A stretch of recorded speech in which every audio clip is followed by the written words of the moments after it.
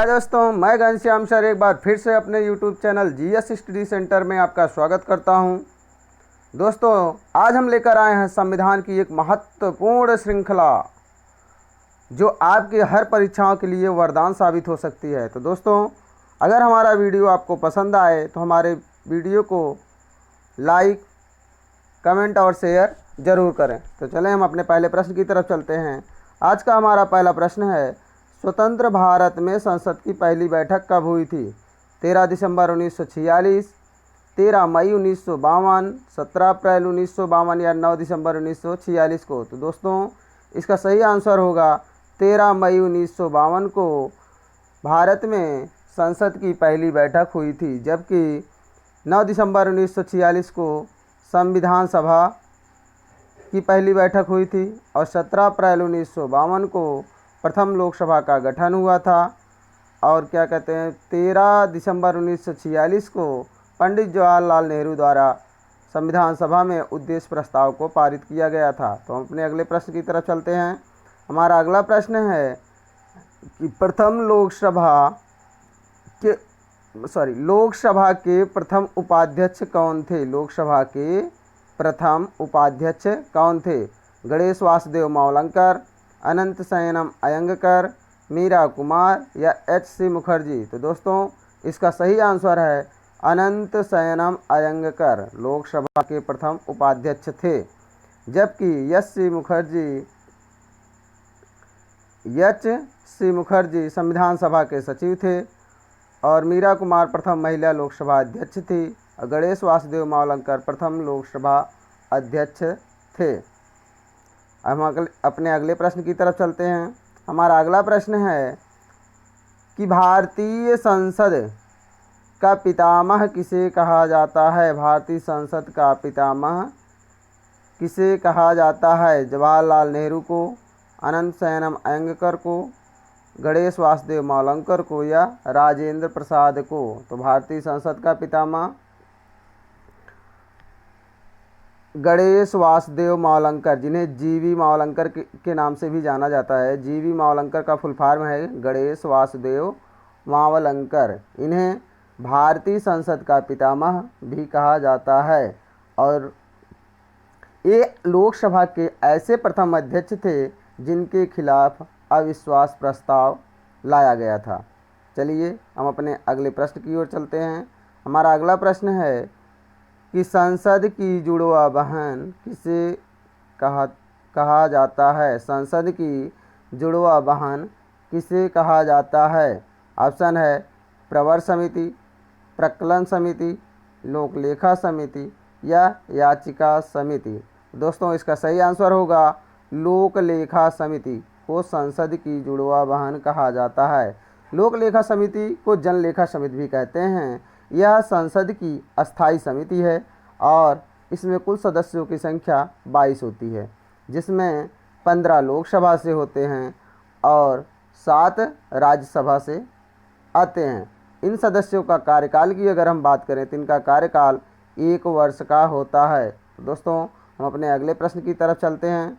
हमारा अगला प्रश्न है कि भारत का अजात शत्रु किसे कहा जाता है? आजाद शत्रु का तात्पर्य होता है जिसका कोई शत्रु ना हो। भारत का आजाद शत्रु किसे कहा जाता है? के.एम. मुंशी को, एच.सी. मुखर्जी, गोपाल कृष्ण गोखले या डॉक्टर राजेंद्र प्रसाद? तो दोस्तों, भारत के आज़ाद शत्रु डॉक्टर राजेंद्र प्रसाद को कहा जाता है। भारत का आज़ाद शत्रु डॉक्टर राजेंद्र प्रसाद को कहा जाता है और इन्हें बिहार के गांधी के नाम से भी जाना जाता है। इन्हें बिहार के गांधी के नाम से भी जाना जाता है। हम अपने अगले प्रश्न की तरफ चलते हैं। हमारा आज का अगला प्रश्न है कि भारतीय संविधान का प्रथम वाचक कौन था? भारतीय संविधान का प्रथम वाचक कौन था? तो दोस्तों, ऑप्शन है भीमराव अंबेडकर, सर्वपल्ली राधाकृष्णन, डॉक्टर राजेंद्र प्रसाद या जवाहरलाल नेहरू? तो दोस्तों, इसका सही आंसर होगा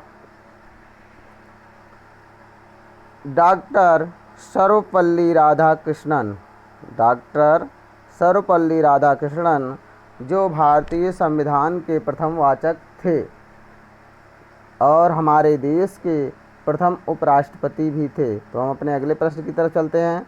हमारा अगला प्रश्न है, प्रतिवर्ष विधि दिवस कब मनाया जाता है? प्रतिवर्ष विधि दिवस कब मनाया जाता है? ऑप्शन है 26 जनवरी, 26 नवंबर, 24 जनवरी या 24 नवंबर को। दोस्तों इसका सही आंसर होगा 26 नवंबर को। 26 नवंबर को प्रतिवर्ष विधि दिवस के रूप में मनाया जाता है। कब से मनाया जाता है? दोस्तों हम बता दें आपको जानकारी के लिए कि प्रधानमंत्री नरेंद्र मोदी ने मुंबई के विज्ञान भवन से बी आर अम्बेडकर के 125वें जयंती के उपलक्ष्य में घोषणा की कि प्रतिवर्ष 26 नवंबर को हम विधि दिवस के रूप में मनाएंगे। 26 नवंबर को हम विधि दिवस के रूप में मनाएंगे। अगर आपसे पूछा जाए कि विधि दिवस कब से मनाया जाता है तो 2015, 26 नवंबर 2015 से भारत में विधि दिवस के रूप में मनाया जाता है। इसके पहले 26 नवंबर के दिन हम संविधान दिवस के रूप में मनाते थे। तो हम अपने अगले प्रश्न की तरफ चलते हैं। हमारा अगला प्रश्न है कि भारतीय संविधान सभा में महिला सदस्यों का नेतृत्व किसने किया था? भारतीय संविधान सभा में महिला सदस्यों का नेतृत्व किसने किया था? हंसा मेहता ने, सरोजनी नायडू, एनी बेसेंट एवं बेगम एजाज रसूल। दोस्तों इसका सही आंसर होगा हंसा मेहता। भारतीय संविधान सभा में महिला सदस्यों का नेतृत्व हंसा मेहता ने किया था। जबकि अगर हम बात करें बेगम एजाज रसूल की, तो बेगम एजाज रसूल संविधान सभा की एकमात्र मुस्लिम महिला सदस्य थी। संविधान सभा की एकमात्र मुस्लिम महिला सदस्य बेगम एजाज रसूल थी। तो हम अपने अगले प्रश्न की तरफ चलते हैं। हमारा अगला प्रश्न है कि भारतीय संविधान को किसने लिखा था? बहुत इंपॉर्टेंट क्वेश्चन। भारतीय संविधान को किसने लिखा था? ऑप्शन है प्रेम बिहारी रायजादा, घनश्याम दास व सुंदरलाल ने, भीमराव अंबेडकर ने या राधा कृष्णन ने। तो दोस्तों इसका सही आंसर होगा प्रेम बिहारी रायजादा ने।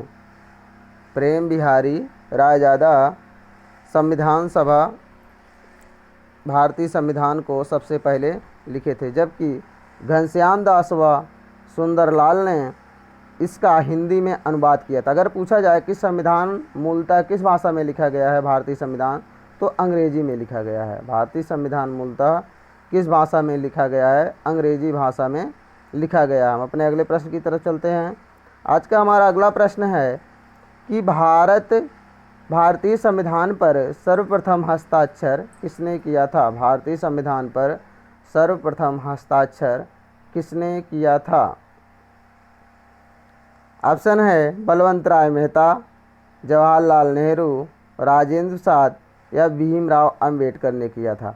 तो दोस्तों इसका सही आंसर होगा पंडित जवाहरलाल नेहरू। पंडित जवाहरलाल नेहरू ने भारतीय संविधान पर सर्वप्रथम हस्ताक्षर किए थे। जबकि सबसे अंत में हस्ताक्षर डॉक्टर राजेंद्र प्रसाद ने किया था।